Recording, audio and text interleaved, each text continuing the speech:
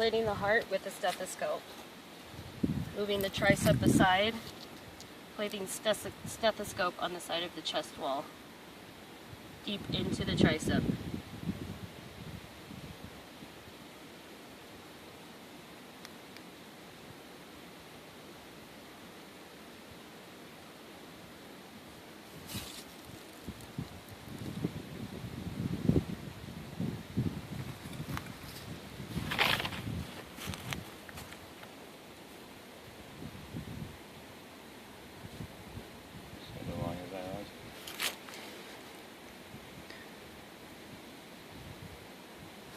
Heart rate of about 90.